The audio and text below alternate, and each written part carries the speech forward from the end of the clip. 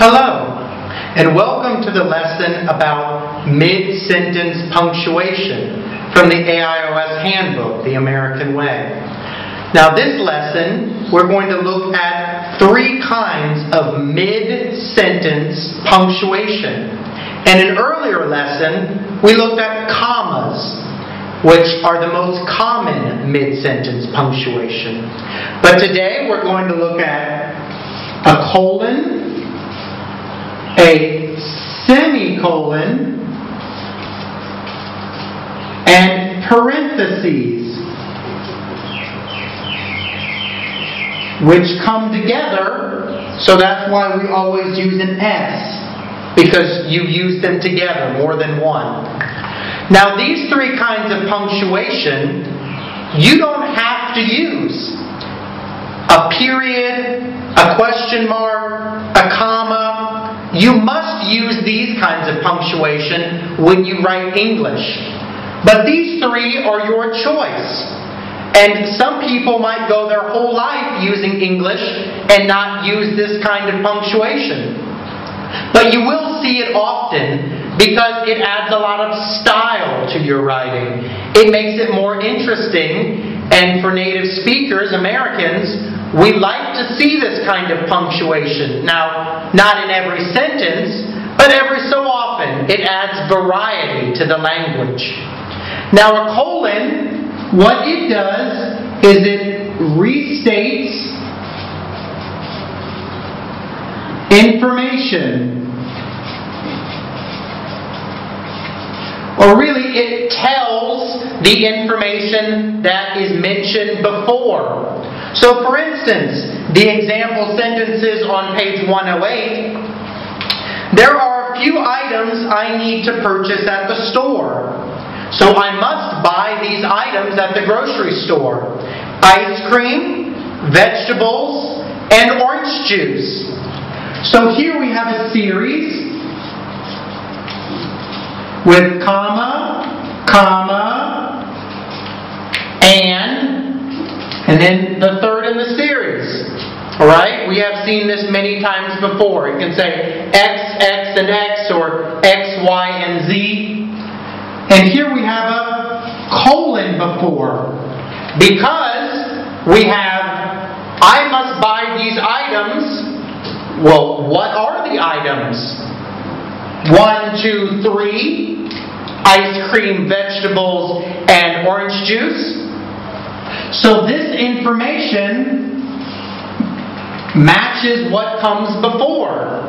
You can see in another example.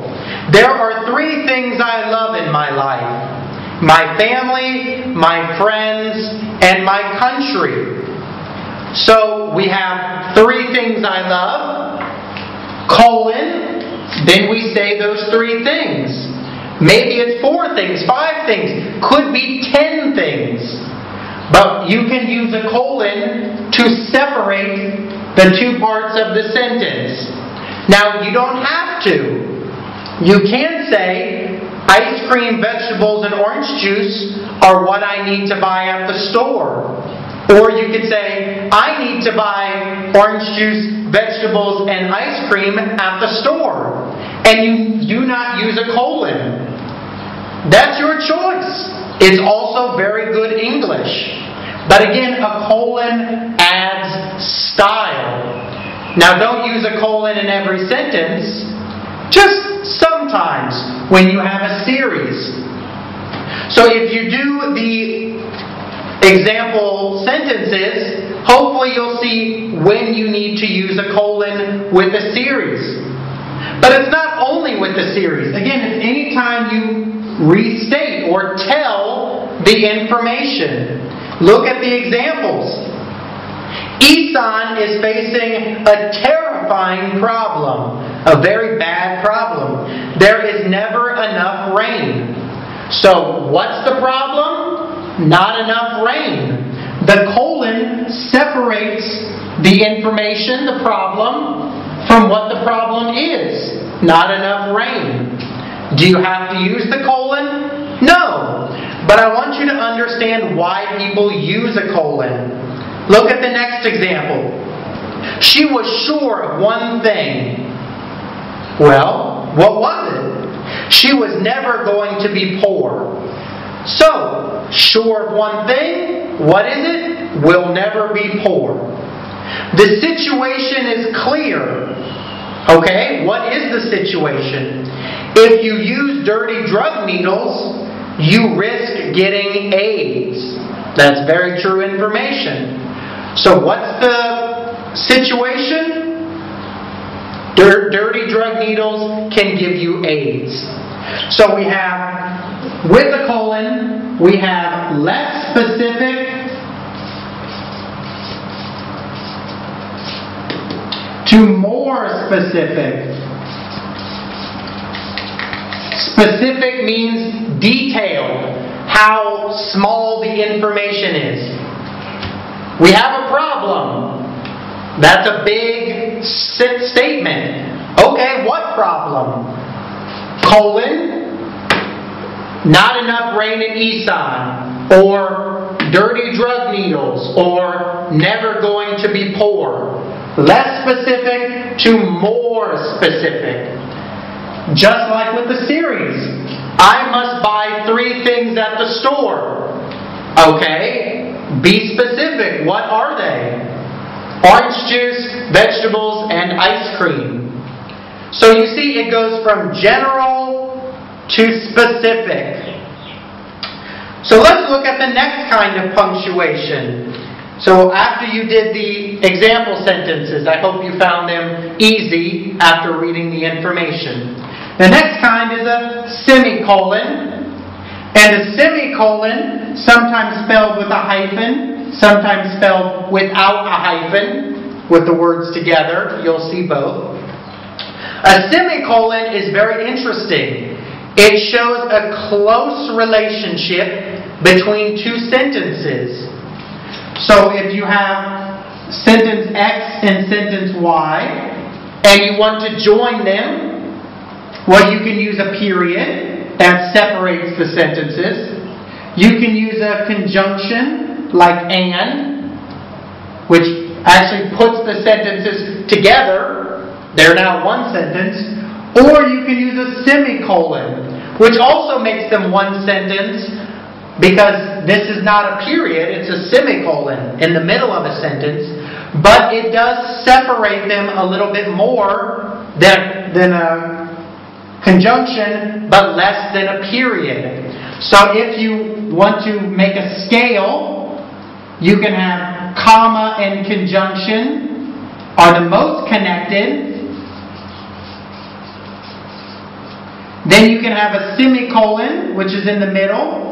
And then a period is really not connected. And by connected, I mean how the idea of the sentence connects to each other. Now, some people really enjoy semicolons, and they use them a lot. They like their sentences to hook together very closely. But you don't want to use too many. It looks strange, and Americans will get irritated by having so many semicolons. Let's look at the examples on page 110. My rich boss visited France last week. He said it was too expensive for him. So these are closely connected sentences. He said it. Well, what's it? It is France. So sentence 2 uses a pronoun that connects to sentence 1. That's a close relationship. And very often you can use a semicolon. But again, it's your choice. You don't have to use a semicolon. You can say, my rich boss visited France, period. He said it was too expensive for him. That's perfectly acceptable. But if you want to show a closer connection, use a semicolon.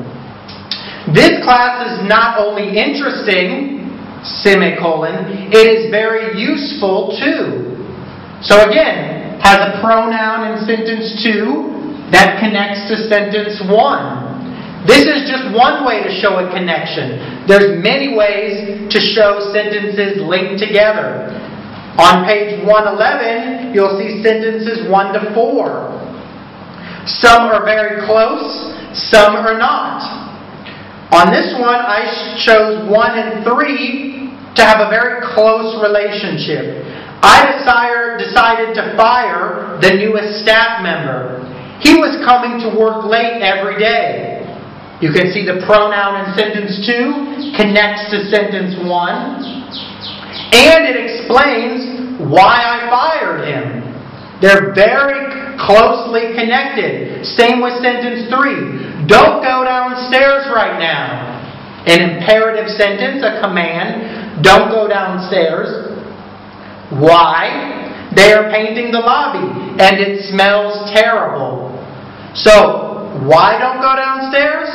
They're painting. The sentences are very closely linked.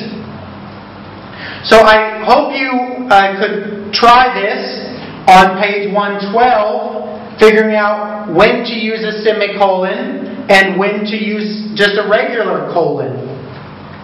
I give you on page 111 a sentence that you can connect, with 2 sentences, you can connect either with a period, a semicolon, or a colon, and the meaning changes.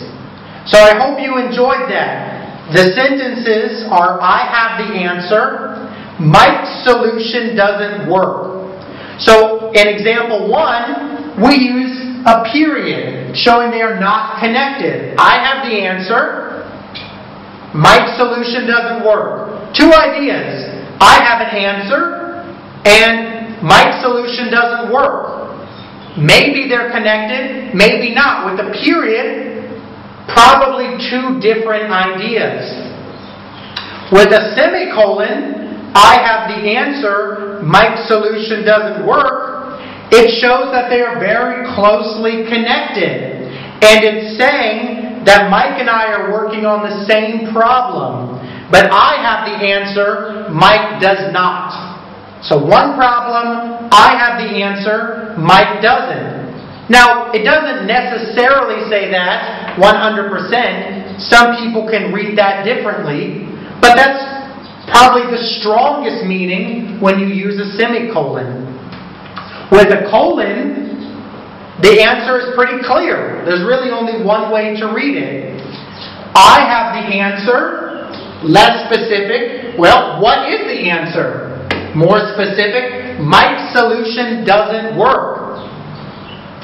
Less to more. I have the answer. Mike's solution doesn't work. So you can see how the meaning changes depending on what kind of punctuation you use. So let's move on to the last kind of punctuation that is not connected to any to semicolons, colons, or periods. This is a totally different idea. These are parentheses.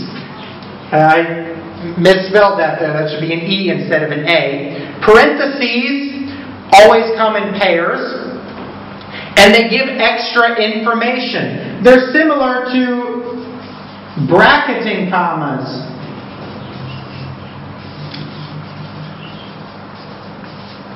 Bracketing commas, if you remember, you have 2 parts of a sentence, and the part that can come in the middle, that is not important.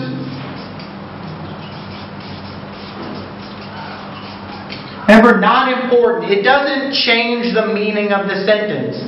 Parentheses are the same way. Look at the example. Please read the analysis. Well, what analysis? Attachment A. So you're looking at documents. You see attachment A. That is the analysis. The parentheses tell you where to go. Do you have to say where to go? No, it's your choice to include that. Example 2. He finally answered, after taking 5 minutes to think, that he did not understand the question. So here you could use commas instead of parentheses. It's your choice. They're very similar. And number 3, we need a lawyer who can, 1, think quickly, 2, treat clients respectfully, and 3, handle complaints from the public. So here, you cannot use commas. If you want to use 1, 2, 3, you can put them inside parentheses. You see this often when reading contracts or legal documents. Parentheses are just extra information that you can take out if you want. So please do page 113, the questions there, and check your answers in the back. So this has been mid-sentence punctuation with colons, semicolons, and parentheses. I hope you found it very interesting. Any questions you may have, please feel free to send to me or my staff, and we'll be happy to answer them for you.